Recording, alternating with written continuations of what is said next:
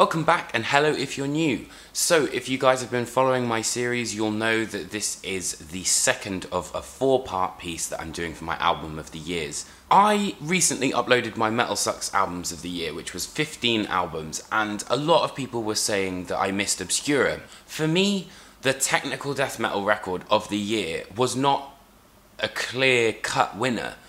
There were two bands that really stuck out for me, so I'm going to cheat a little bit and I'm going to have both bands enter in as one category.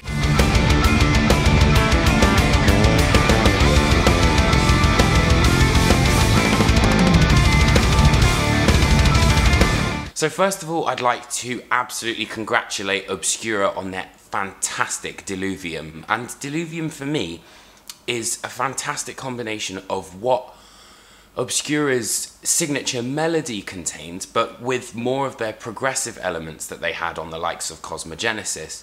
And I also think, despite their kind of like rocky present of the last couple of years, Obscura have really kind of found their groove now.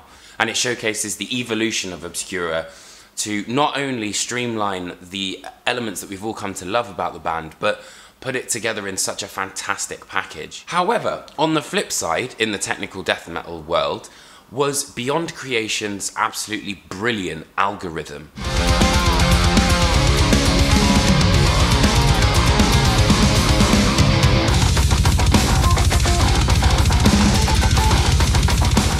But for me, what I loved the most about Algorithm is this sense of space and dialing back that the band have done. And there are so many different tracks on the album where this is evidenced, and I also really like the idea of how Beyond Creation approach their instruments. And it's not just a linear kind of like, let's try and play as many notes as possible. It very much has a story to it.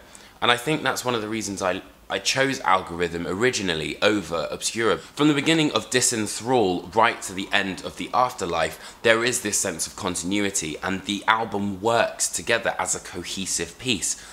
And I think that's what I loved the most about it, is that it wasn't just, you know, shoved down your throat riffs and like lead sections. The band really took a step back and allowed not only every instrument to speak for itself, but the album to kind of come together as a collective.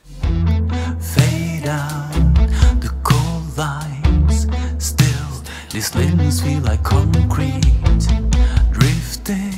Amr, for me, was not only Ihsahn experimenting outside of black metal's parameters, but outside his parameters himself, really, because black metal is a very distortion-oriented sound. And here, Ihsahn decided to use the more experimental side of an almost pop songwriting structure. You know, there are elements on here that would remind us of ABBA, potentially. I mean, very weird ABBA. It's just another example of how Ihsahn is fearlessly pushing the boundaries forward and is never ever looking back. And despite the idea of the riffs being incredibly minimalist and not really having much there, there's such a bountiful nature in the way that you can actually interact with the record. Down to the mosque in the Ionic Pentecost. Now, having waited 20 years, it seems that at long last this monolith has kind of woken up.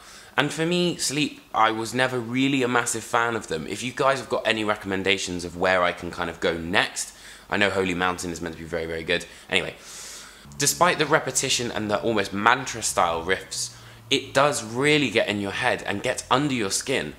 And for me, I just really love the fact that in 2018 we can have an album that sounds like it was written by Sabbath in the 70s. You just can't fault the record. Not only does it not overstay its welcome, but given the fact that the songs are very long and repetitive, they still have that staying power of wanting you to return to the album, and each time you listen to it, you discover more.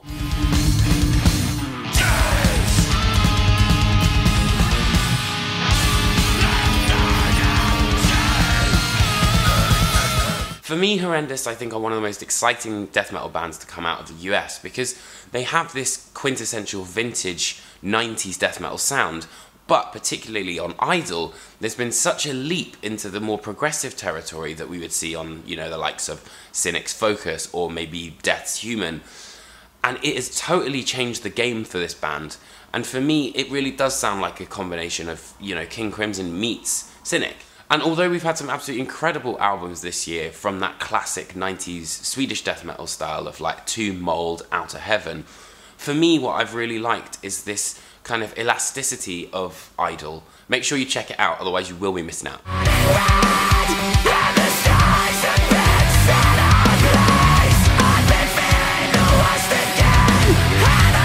Holy Hell is an album that was no doubt difficult to make. As it's widely publicised, sadly, guitarist Tom Searle died. But Architects did not let that kind of defeat them, and instead moulded this anger and, you know, anguish into something incredibly beautiful. It sounds like there is an evolution in Architects' sound, which for me is absolutely fantastic. I've got no problem with that. It's also got that sound of what you would expect, you know, Tom to have written. And I think it's very much a beautiful ode to his memory, but also forging further forward. I also like the fact that there's so much experimental stuff going on. You know, Architects really kind of pushed the boat out with this one, and it would be a crime to miss out on it. Thank you so much for watching, guys. I've got my link to subscribe right down below, or you can hit that like and subscribe button. I hope you guys enjoyed this video. We're going to carry on counting down right to the album of the year for the next 2 weeks. Please do join me. I'd love to see what you guys think. Let me know what albums of the year you might have picked already. But until then, I will see you guys next week to carry on the countdown. Alright, take care.